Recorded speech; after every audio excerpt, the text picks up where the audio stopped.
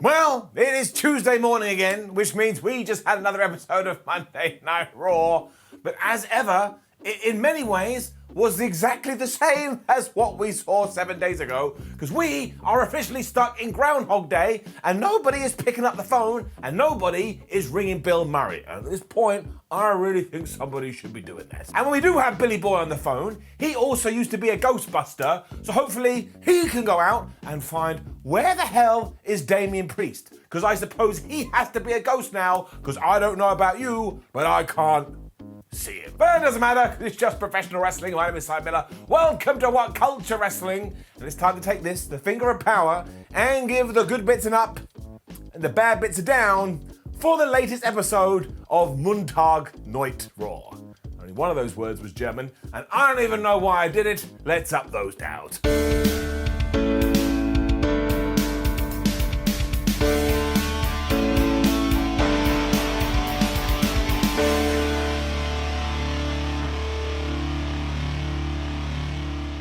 So, Lily is gone. Yep, that's right. Raw started. Alexa Bliss said, well, I don't really appreciate what Lily did last week, and therefore I have put her in timeout. Now, this isn't a bad thing, but my word, does it feel like a waste of all of our lives. And she even went on to say, well, you know, WWE is going back on the road soon. She may as well have come out with a sign that said, well, we can't do the hocus pocus when we have real fans in the building, so instead we're taking this inanimate object and we're throwing it out the window. This thing got even worse because Nia Jax turned up in the playground. It was like, Alexa Bliss, what happened to you? We used to be friends, which was not the case because I recall a time when Alexa Bliss was calling Nia Jax a big fat person. Anyway, look, the long and the short of it is this. Later on, it's going to be Alexa Bliss versus Nia Jax. Then the pay-per-view, it's going to be Alexa Bliss versus Shayna Baszler. Bliss also started to pretend to cry here, but it was all nonsense. And I think my big issue is that when you watch wrestling, you want to be able to suspend your disbelief, and I just can't do it with all of these gimmicks. It feels like I'm watching a performance, which is fine if that's what you're after, but I don't really want amateur dramatics when I do tune in, and that's why it's getting it down. Charlotte Flair, if you can believe it too, is still going on about this loss to Nikki Cross and how she wants it stricken from the record. And she's so pissed off about it, the next match was going to be Charlotte Flair versus Nikki Cross. Because if we don't keep doing that match, aliens are going to come down onto Earth and go pew pew pew and zap us all, and then we'll be dead, and then none of us will be happy. In fact, we won't have any emotions, because again, we'll be in the ground, so I'm going to say thank you, WWE, for keeping away those terrified extraterrestrials. I don't even know. Also, she then had this fight, and she lost via countout. So let's just recap this story for those who may not be aware. Charlotte Flair takes on Nikki Cross in a Beat the Challenge match, and she gets so distracted, she technically loses. Then they have that tag team match because Charlotte and Rhea Ripley can't get on. Nikki Cross essentially steals the pin, and here she wins because of numbers. These aren't victories, it's just a way to keep this narrative going with a bunch of nonsense. Ripley obviously waited a few minutes into this before her entrance music hit and she came out because WWE can't help themselves. And yes, once again, Charlotte Flair was so distracted by this, she got herself counted out. But this also breaks the tale that we have been being told, because Charlotte was meant to be so riled up about getting this victory back, she still couldn't keep her eyes off of Rhea. And I understand that's the point, but it is a really, really stupid point down. Rhea then laid her out with the Riptide because, of course, last week Charlotte had laid Rhea out with the Natural Selection. And imagine, once again, any story that went like this. The hero saved his friend, then the villain kidnapped back the friend. Then the hero saved his friend, and then the villain kidnapped back the friend. And the hero saved the friend, and the villain kidnapped the friend. You would take this book and you would shove it up your ass just so you would never have to read it again. Maybe don't shove it up your ass. Maybe just eat it instead. But the point is that Raw has officially gone nuts. Jeff Hardy was then given advice to Riddle about tag teams, because of course he's from a legendary pairing, and was essentially saying, you should trust Randy Orton, he's got a load of experience, and he will steer you in the right direction. I want to go, wait a minute, Jeff. Didn't he try and rip your ear off a few years ago? I don't think anybody should be trusting the Viper. Anyway, Riddle then went off on one of his rants, and when the camera panned backwards, Jeff Hardy was gone because he was sick of listening to the guy, and Randy Orton turned up and he was like, Riddle, don't worry about being me or anybody else, make sure you're yourself. Which is actually a very nice piece of advice. WWE then makes it so hard because it was Jeff Hardy versus John Morrison for some reason, but almost instantly Cedric Alexander's music hit and he sauntered out to the ring. So if you're keeping notes, and if you are, it's a little bit weird, but I do appreciate it. Yes, that was exactly the same as the first match. Hardy also got sprayed with Morrison's dripstick early on, and I regret having to say that because my word does it sound like a euphemism. And again, just to get to the ending, John Morrison hit a version of Starship Pain, 1, 2, 3, and that was that. And then him and The Miz just left. It annoyed Cedric though, and he told Jeff Hardy that he'd been watching the footage from last week and he thinks Jeff is a sore loser, and if he had another chance, he would put him in the retirement home. And my word, this really triggered Hardy, because all of a sudden he went, "Oh man, you want to put me in the retirement home, dude? Well, I'll tell you what, I'll put my career on the line right now." And that was magically sanctioned. I mean, I don't know who did give it the green light, but of course that meant Cedric lost. Jeff ain't given up his career after a quip. It didn't go long, and in fact both matches together barely went over 5 minutes, and Jeff Hardy, yes, got the victory after the Swanton Bomb. But the only thing I could think, and the only question I could ask throughout all this, is where the hell is Shelton Benjamin? He has just vanished into dust. And what's even stranger about this is that sure, last week it was kind of new and fresh, but now we're repeating it again, and we've already made it a repeat, which means Raw is now falling into the same pattern. Even with the new matches, it kind of pushes in there. And if that doesn't hurt your head, I don't know what would, is a down. But then I had one of those occasions where it's basically impossible to know what to do. Let's go. Because Eva Marie finally made her big comeback to Monday Night Raw. And it'd been made very clear on social media she was going to be fighting Naomi. That was the pictures and everything else we saw thrown into our face. Instead, Eva came out with NXT UK's Piper Niven, and it was Piper that stood in for the match. Now, here are my thoughts. The first is that the commentators acted like they had no idea who Piper Niven was. And the issue with that is if I know, and I have been smartened up just using my own brain, then the people who are meant to be bringing me information should absolutely know. Also, that's just whipping your pants off and crapping over your own product. How the hell can you not know about somebody in your own organization? That doesn't mean you're watching every single show. It should just be implanted in here. And two, Piper absolutely wrecked Naomi here. So I did have to just think to myself, why don't we ever give Naomi anything? And I'm sure she was happy to do the job, as they say, but my word, she never gets any kind of momentum, and I think it's bullshit. So my problem goes as thus. I actually think debuting Niven in this kind of situation is a really good idea because you paired her with someone who is always going to get traction, and now they can kind of start circumventing your expectations. And also, if you know anything about the former Viper's career, she has busted her ass and she deserves her break, so up. But in terms of the whole execution, well, we've already gone over it. To have months worth of vignettes and then just to get this was a little bit of a damp squib, and once more, we could have chosen anyone other than Naomi. So for that very reason, it's getting it down. Before we do move on though, I do just want to point out that's just a wrestling angle. Some of you are going to like it and some of you are going to hate it, and that's absolutely cool. But what is not cool are these jabronis and these absolute assholes on the internet who decided, oh, I don't like the way that Piper Niven looks, so I'm going to run her down. If you're the type of person that goes out of your way to body shame somebody else, you need to go get a clue and you need to go get a brain and put it in your head. You don't think that Piper Niven is in great shape? Do you think WWE would hire her if she didn't have like cardio for days? Of course she does. And even outside of that, we're all different shapes and sizes. You should go and learn some damn respect. So there I am on my high horse. Now, let's proceed. If you can believe it too, we are actually going back to Mandy Rose and Dana Brooke taking on Tamina, what's that, there's nobody meaner, and Natalya. Because Dana and Mandy were doing a photo shoot here, going like, oh, here we go. When in the background, they could hear somebody wrestling, and they were super annoyed that at the wrestling show, they could hear wrestling going on. I swear that somebody in WWE has just been Men in Black flashy thinking as well, and completely forgot we have seen this before WrestleMania. But anyway, they went to confront these individuals, and it was Natalya and Tamina, and they were training because they're really good champions, and they want to be the best. So you already know the deal. Natalya and Tamina think that Dana Brooke and Mandy Rose are too focused on their looks, and Mandy Rose and Dana Brooke think that Tamina, what's that, yes, nobody meaner, and Natalya are just relying on their last names. They then had a brawl, and all of this was presented like I'd never seen it in my life, even though I have seen it 98,763 times. Why the hell are we firing people from the women's division when what it desperately needs is tag teams?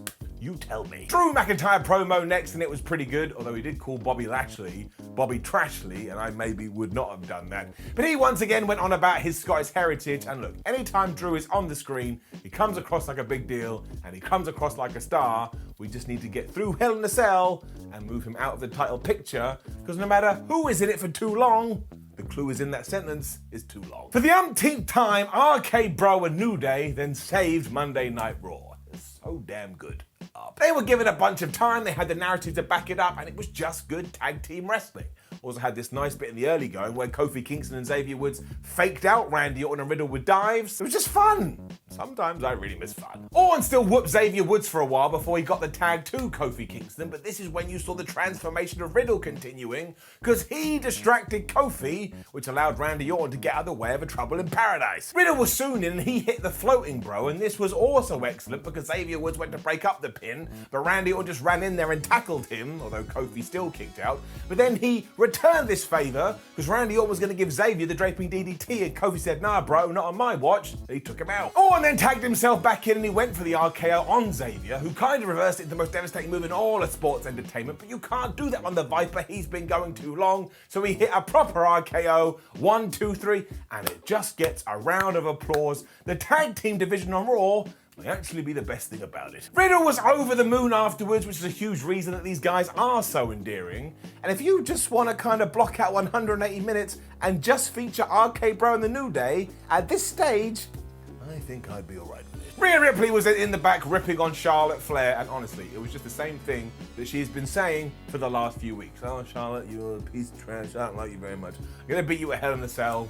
I'm sure you will." I also assume this was done because she was facing Asuka next, and I watched this whole match terrified and just waiting for dun dun dun dun dun and Charlotte Flair's music to hit, because that is what WWE has done to me. I'm preconditioned to go, well, somebody's obviously going to interfere. And quite incredibly, it never happened. Also, it was really decent.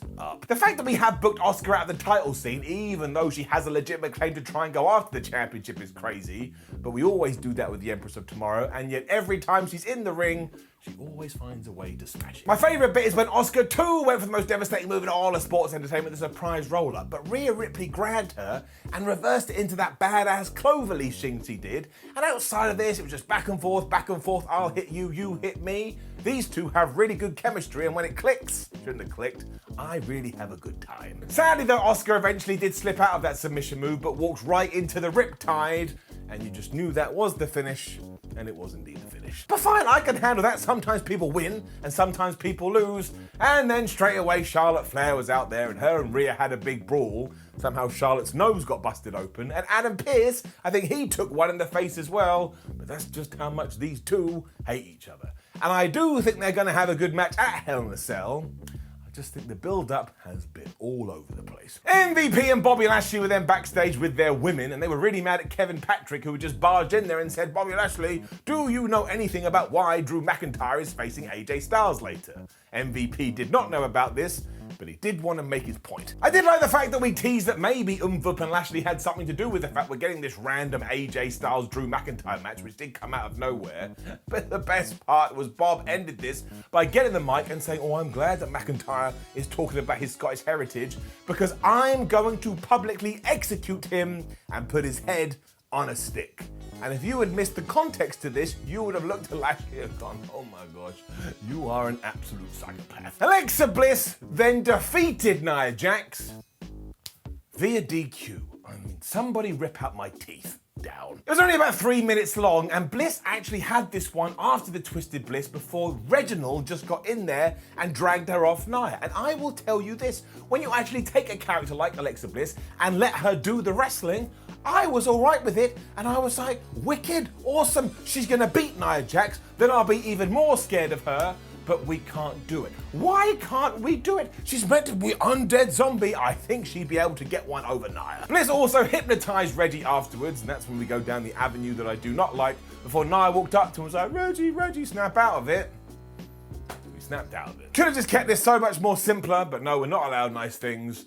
bring down the disqualification board that now rolls up to 35. We then had such a good bit between MVP and the New Day, I'm convinced it was written by somebody else. I mean, talk about taking my intrigue gland and turning it on.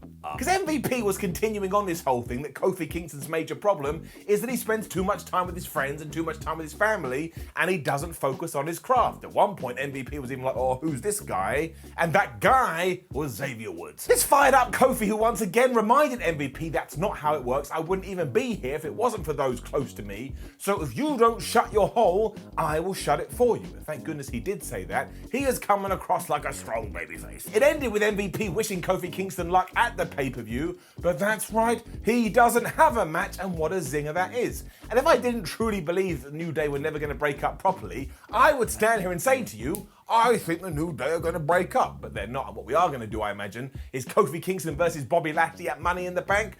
But that works for me, and I really appreciate the fact we've built a story around it. Why can't we just take this kind of concept and paste it over the whole show?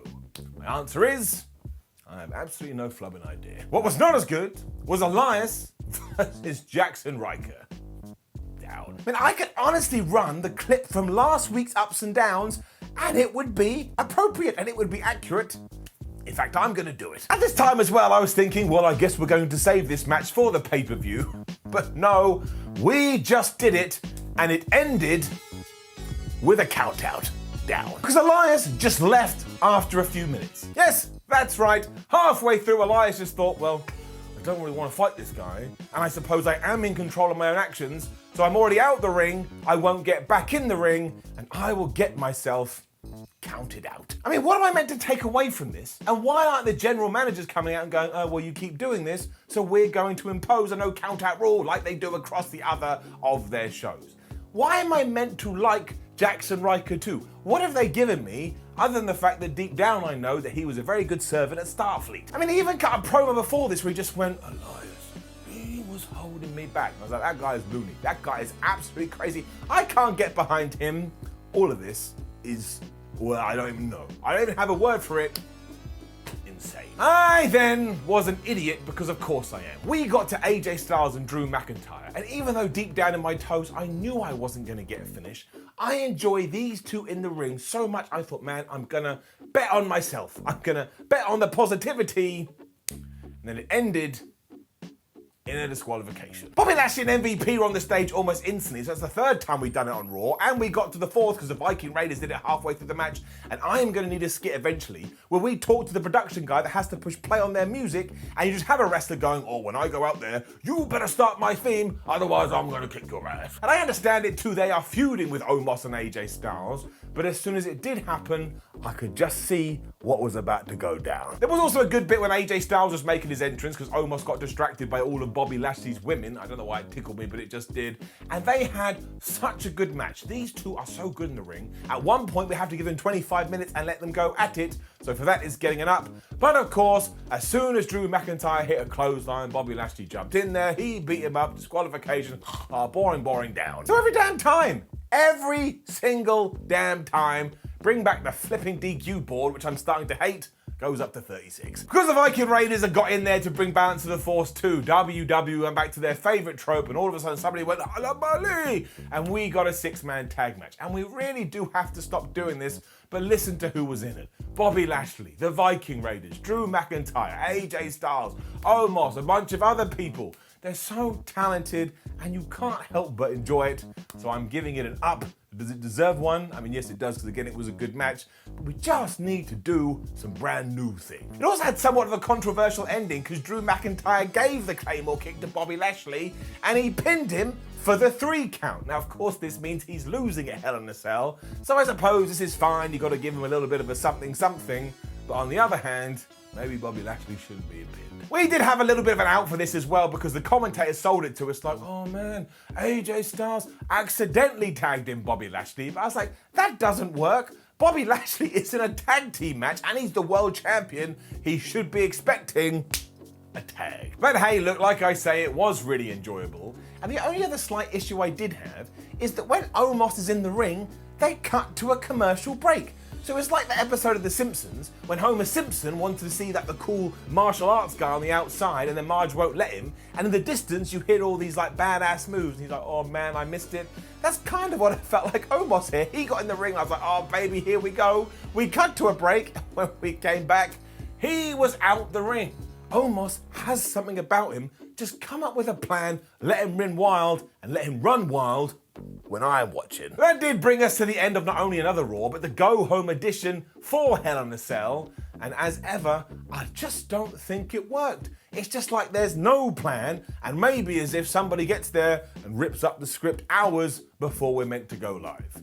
Unfortunately, I'm going to have to give it a down, but I'm keeping everything crossed that come Monday, I don't know why I'm even thinking this, of course not, but come Monday after Hell in a Cell, something happens and we can move down a different path. We shall have to see. Who even knows? Now, don't forget to leave a comment below and let us know what you thought about last night's episode of Raw. Like the video, share the video, and please do subscribe. We also have a website, it's called WhatCulture.com. Of course, we're on social media. You can come say hey ho. And we have more videos here on YouTube, a ton of them. Give them a click, and let's see which one you like. My name is Simon WhatCulture. Thank you for joining me as always.